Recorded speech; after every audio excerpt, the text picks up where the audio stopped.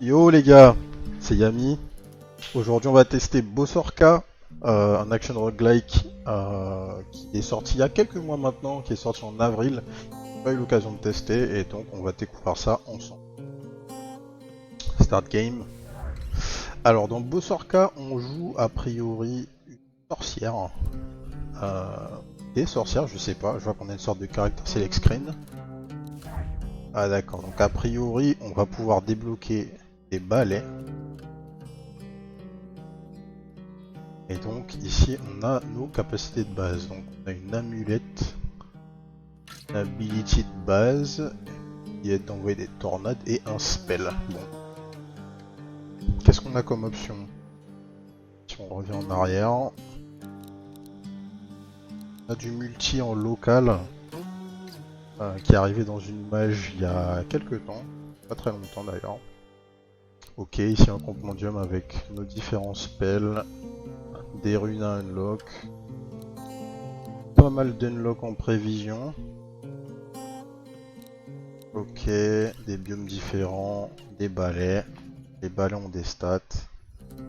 Ok, on va voir tout ça et on va lancer. Alors n'hésitez pas à dire dans les commentaires si vous avez joué au jeu. En fait j'avais vu ce jeu quand il est sorti et j'ai vu quasiment personne que je connais y jouer, mais les retours, les notes sur Steam sont plutôt bonnes. Donc on bouge avec ZQSD, pas de souci pour ça. Notre clic gauche c'est donc notre spell que je comprends. Et notre clic droit c'est une tornade qui a un CD. Okay. Ouais c'est ça. Le clic droit c'est ce qu'ils appellent la broom ability, donc le spell lié à notre balai. On a un dash en appuyant sur espace. Ok. L'objectif, détruire la dévillerie. Je sais pas ce que c'est. Et trouver un moyen pour live. Oh, on se trouve. Ok, on peut sprinter en maintenant tab. Et donc on vient tuer nos ennemis. Les ennemis drop du gold peut-être. Ouais, une sorte de currency qu'on voit en haut à gauche. Des pièces qui vont sûrement nous servir à quelque chose plus tard. Ah, on peut donc interagir avec ces chaudrons pour 15 pièces.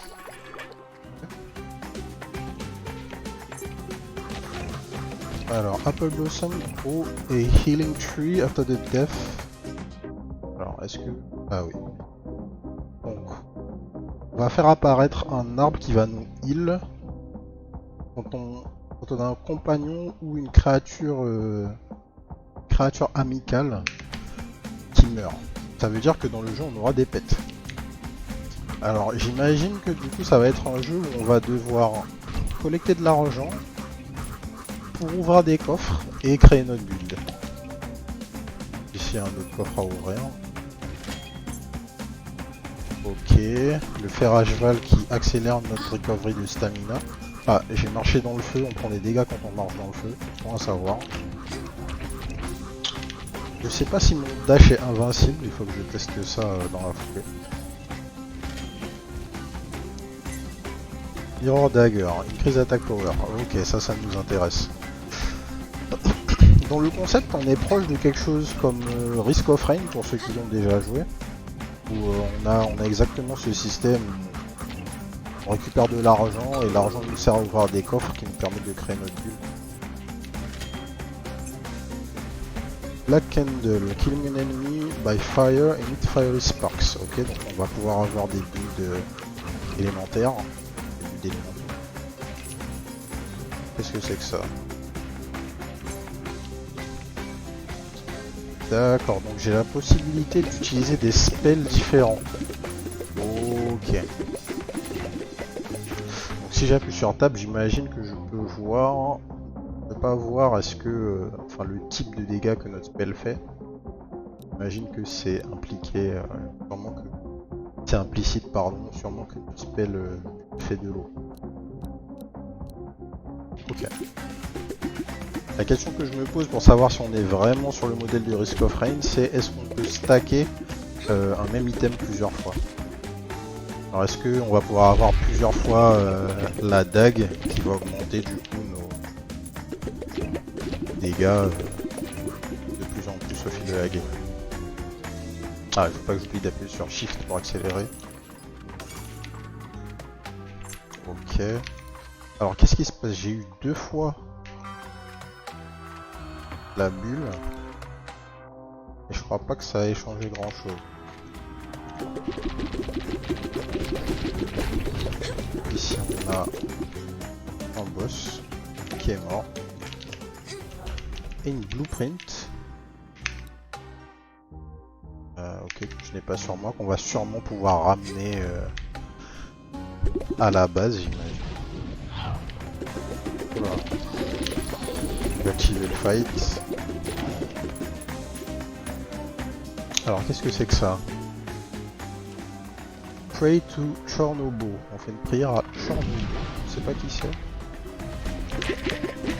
D'accord, c'est une sorte d'altar qui lance un défi. On a des ennemis à tuer du coup. Et on récupère un lot de pièces. Ok, donc on peut effectivement stacker les items. Ça c'est très intéressant. Toujours quelque chose que je déplore dans ces jeux, quand on n'a pas l'accès à nos stats. Là typiquement j'ai eu des items mais je ne vois pas l'impact exprimé en chiffres sur mes stats. C'est toujours quelque chose qu'on préfère avoir hein, tout simplement. Si on essaye de min-maxer un build, c'est toujours plus intéressant d'avoir des informations chiffrées pour savoir ce qu'on fait et pouvoir mieux faire la fois d'après. Puis juste pour garder un œil sur nos différentes stats. Typiquement dans les jeux où tu peux stacker du crit, c'est toujours dommage de dépasser les 100% parce que ça vous sert à rien généralement.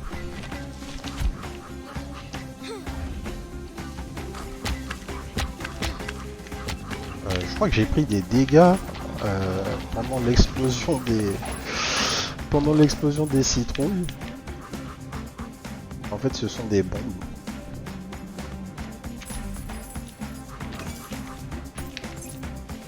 Stun long branches. Ah d'accord, c'est un nouveau spell.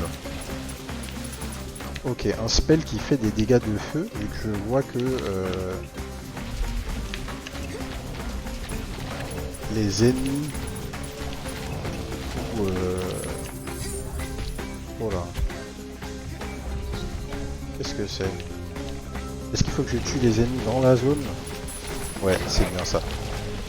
Je tue les ennemis dans la zone pour récolter de l'argent. Et est-ce que je vais avoir la possibilité...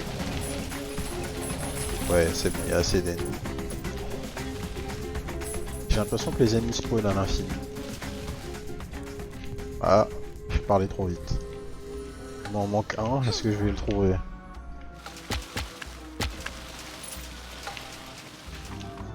Ah là là, j'ai besoin d'un ennemi quoi.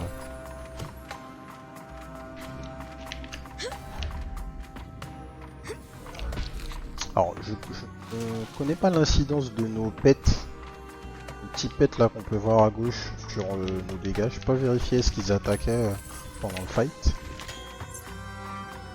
Ok, maintenant je peux crit.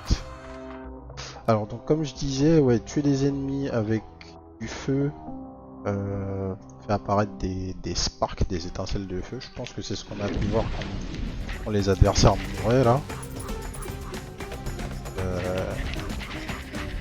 Quand j'utilisais mon spell.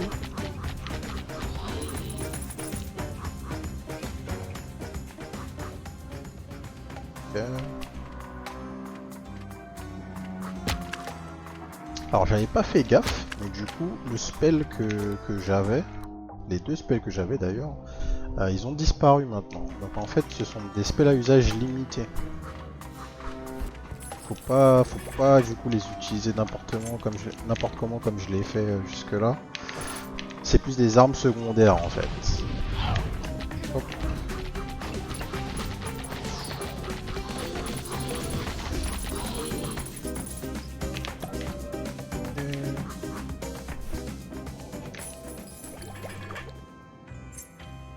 Pearl Necklace.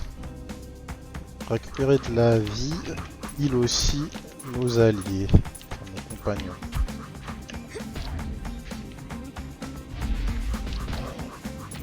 On a pas mal d'inertie quand on bouge, c'est assez particulier comme mécanique, mais ça correspond assez bien à l'idée qu'on se fait de piloter un balai, je trouve.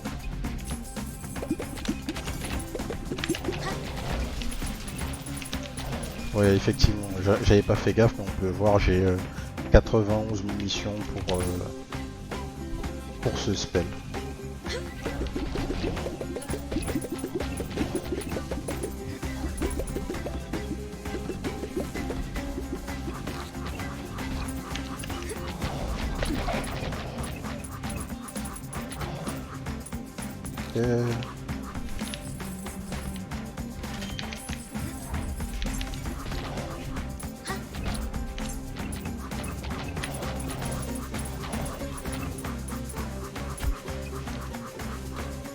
Spell secondaire. Ok,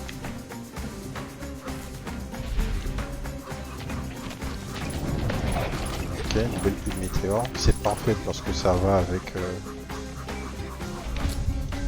avec l'item qu'on a trouvé tout à l'heure. La bougie.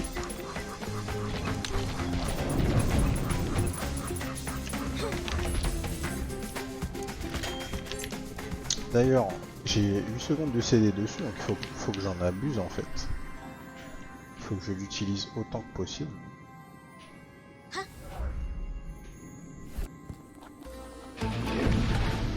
Et le premier boss.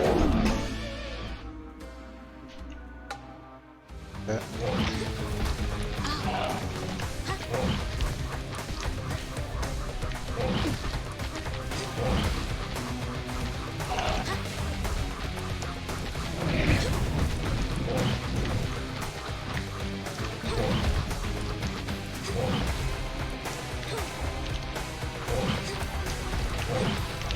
Un peu difficile de lire les attaques.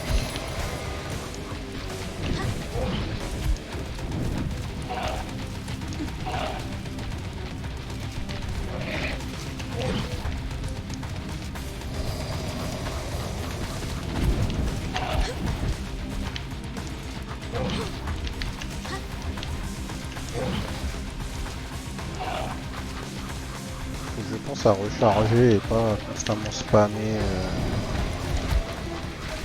le clic gauche. Sinon j'arrive au moment où je peux juste tirer.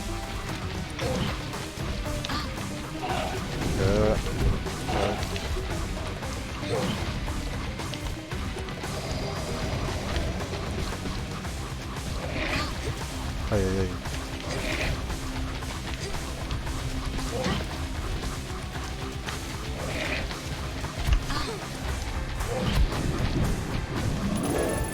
Ok. La mort était proche, mais on a tué le boss.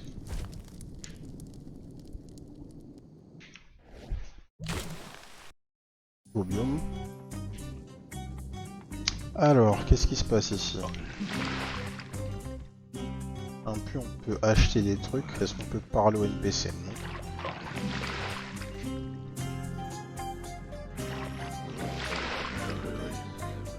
Alors, qu'est-ce qu'on va acheter? On n'a pas de preview sur ce que c'est. Qu'est-ce qui m'inspire le plus confiance? Allez, Deadman's Tooth. Un cœur de plus, Deadman's Tooth. C'est noté. C'est. Et il y a une autre option ici.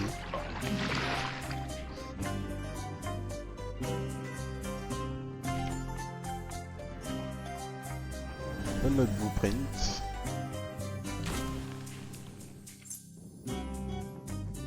Et du coup, on donne un nouveau spell. Donc les blueprints log des nouveaux spells. Donc comment on va vers notre prochain biome? On a l'entrée peut-être. Ouais, c'est ça. Ok, donc entre les biomes, on a un shop. Dans ce shop, on peut utiliser les blueprints qu'on a récupérés pour débloquer des nouveaux spells et acheter... Wow. Acheter du stuff. Donc si je rentre dans une des tornades, je suis retéléporté à l'entrée du niveau. Ok.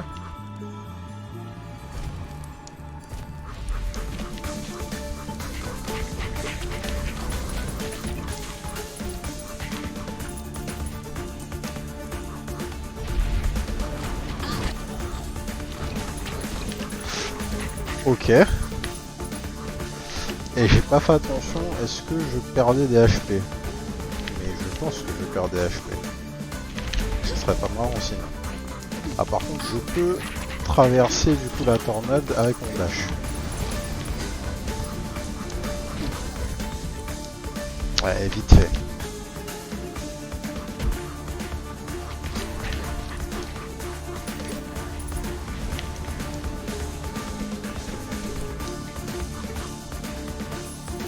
Ok, on se coffre. Aïe aïe aïe. Le dash qui traverse pas les barrières. Waouh. Ok. Je me fais martyriser par les tornades.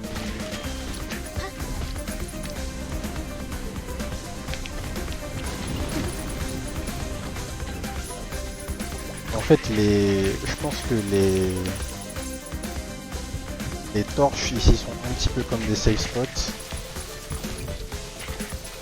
Les tornades n'ont pas l'air de trop s'en approcher.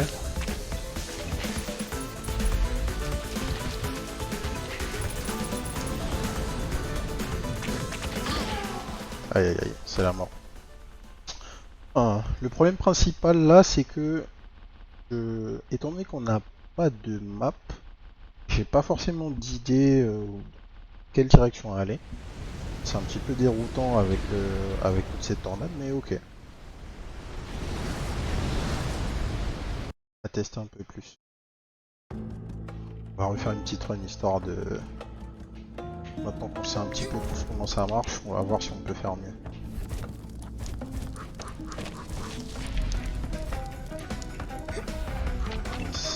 Qu'est-ce que c'était que cet ennemi là? Ah! On n'était pas encore tombé dans le vide, on peut tomber dans le vide dans le jeu.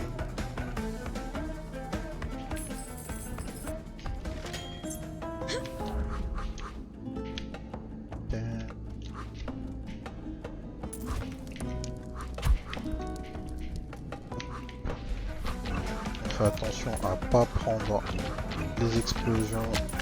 Voilà. J'imagine que je peux passer comme ça, ouais, super.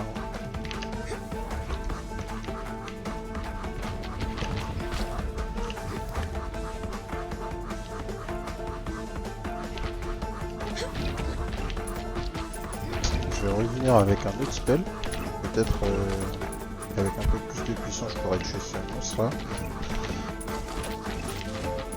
Vraiment c'est assez proche de Risk of Rain en ça aussi. Il y a plusieurs types d'altars différentes où tu vas avoir un ennemi particulier qui va pop, un challenge particulier à faire, ce genre de choses. On voit l'inspiration quand même. Autant le gameplay est très différent, autant on peut pas.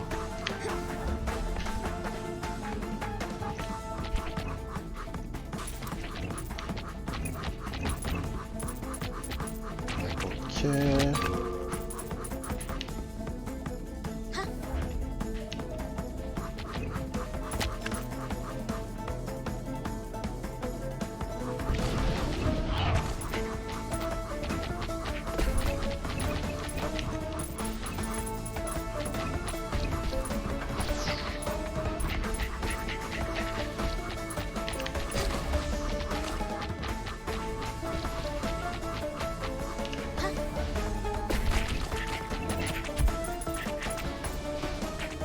Là, on se déplace bien.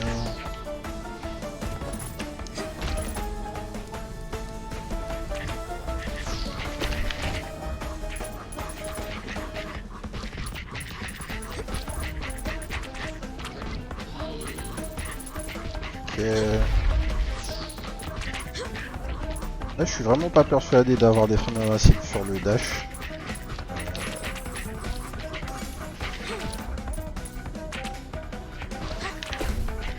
Je pense que j'en ai pas en fait, tout simplement. Ouais, même en touchant les ennemis, je prends des dégâts. Ah, quoique là, je les ai stun en fait. Ouais, je les ai stun, j'ai pas fait de dégâts. Donc le dash permet de stun les ennemis. D'accord. Ça change tout dans le gameplay en fait.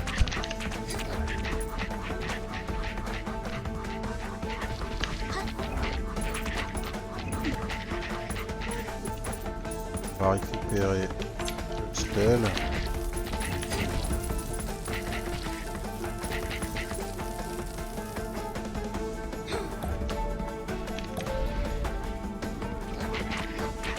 Les souls, faut absolument les récupérer. On a vu qu'elles nous permettent d'acheter des items assez forts dans le shop.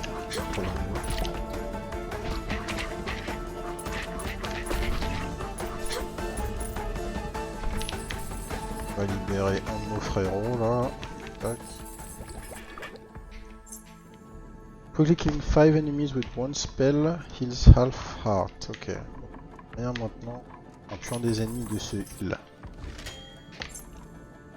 5 ennemis avec un spell et on récupère un demi-cœur. Pas grand chose un demi. Bon, c'est plus que ce qu'on peut faire jusque là. Ça ressemble à... Bon, je vais tester. Ça ressemble à une grotte où on pourrait aller. On va tester. Ouais. On était sacrificial pit. Ok, donc je me suis sacrifié, j'ai perdu des HP. Qu'est-ce que ça m'a donné? Rien du tout. Alors, je vais retenter, j'ai 242 gold. Ok. 2 fois. On va tester une 3e fois. Ok, j'ai aucune idée de ce que ça me donne. J'ai pas eu d'argent en plus, j'ai pas eu de soul en plus. Ok.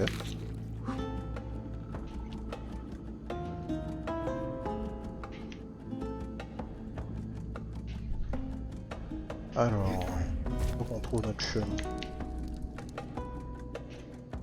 Peut-être que les feux de camp là nous indiquent la sortie. Peut-être. Que là on n'en avait pas vu depuis un petit moment et ça nous a indiqué la sortie. Je suis pas persuadé. Hein.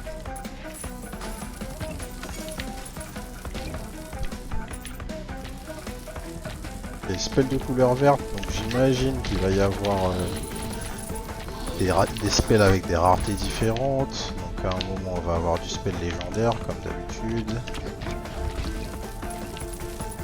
On a aussi une notion de hauteur dans le jeu qu'on a pu voir. Ici je suis sur le high ground. Si j'arrive sur le low ground et je dash, ben, je prends le mur. Donc on va forcément naviguer le même niveau de hauteur. C'est assez intéressant dans le top down.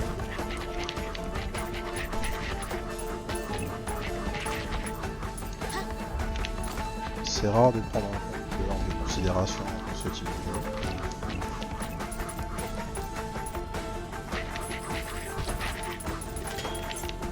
Alors,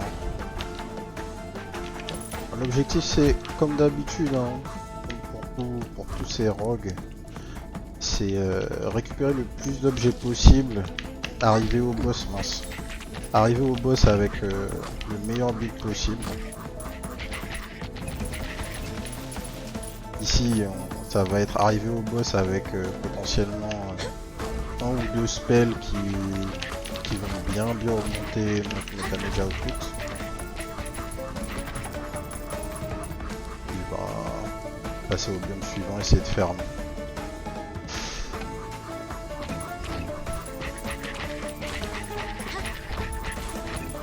On n'a pas de notion de timer aussi, donc j'en déduis qu'on peut potentiellement farmer à l'infini dans un biome. Je sais pas est-ce que le fait de prendre du temps impacte négativement notre run ou pas. personne nous a parlé de ça. Là j'ai beaucoup d'argent à utiliser, je n'ai pas forcément trouvé d'endroit où le faire. Ah. Voilà, des shops, c'est ce qu'on veut. Dag, les dégâts.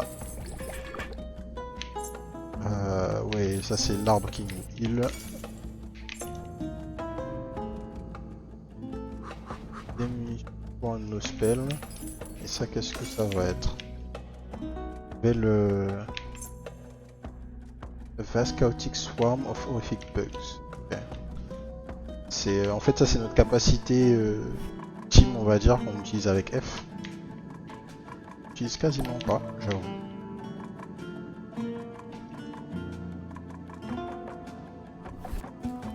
Proche du boss. Ouais. Est-ce que c'est le même boss au biome 1? Non, c'est un boss différent.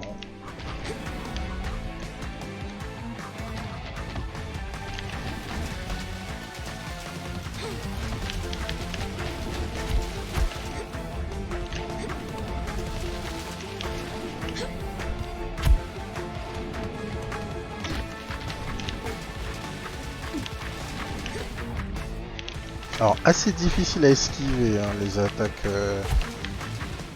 avec toute l'inertie qu'on a dans le jeu. Alors ça c'est notre ulti.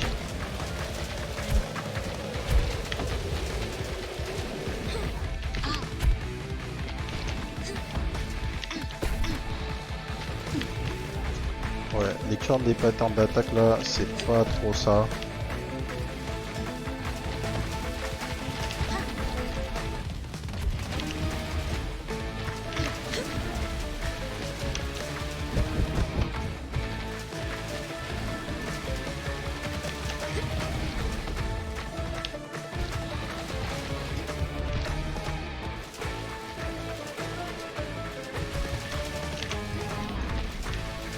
Est-ce qu'on va réussir un no hit sur toute la fin?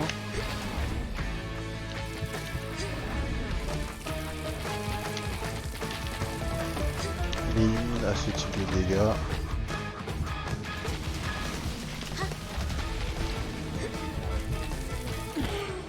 Ah, il était immune à deux de nos spells en fait. Et notre spell de base faisait absolument aucun dégât. Ah, pas super ce build. On a vraiment roulé sur le premier boss et là on n'a rien fait du tout. Alors, j'aurais aimé savoir est-ce que le fait d'avoir pris plus de temps, parce que la première run a duré 14 minutes, on a fini le premier biome. Celle-là a duré 10 minutes que j'ai passé uniquement dans le premier. Est-ce qu'il y a eu un impact? Est-ce que le boss du coup était plus fort parce que si ou ça? Je sais pas non plus ce que ça a fait de sauter dans le pit de sacrifice là. Peu dommage, un manque d'informations sur quelques mécaniques là qui rend juste un peu l'expérience moins claire. C'est toujours dommage d'avoir des mécaniques qui sont pas clairement explicitées sur les premières runs. On unlock quelques items. J'imagine qu'on va pouvoir les voir dans notre compendium. Ouais, on voit les nouveaux spells. J'ai pas encore pu le voir, celui-là non. Là on les a vus dans notre run. On a les différentes runes à découverte. Quelques-unes qu'on n'a pas encore vues. Okay. Les amulettes. On voit les différents ennemis. Sûrement les boss. Pas de boss. Et on a débloqué un nouveau balai. Avec des spells différents. Bon. Bah c'était Bosorka. Un peu mitigé. Mon problème principal c'est les déplacements. J'avoue que je suis vraiment pas fan de l'inertie là sur les déplacements.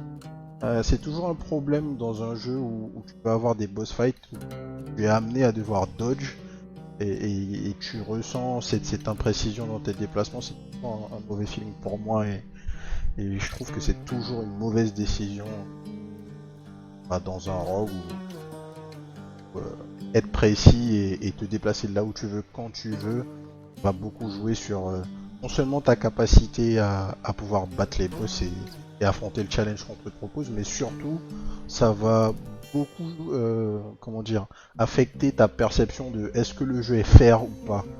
Et à partir du moment où tu sens que le jeu est pas fair, où tu peux blâmer une mécanique du jeu, tout s'effondre un petit peu dans un rogue à mon sens. Donc voilà, c'était Bozorka. Si ça vous a plu, n'hésitez pas à vous abonner sur la chaîne pour d'autres sessions découvertes. Moi je vous dis à la prochaine. Tchuss!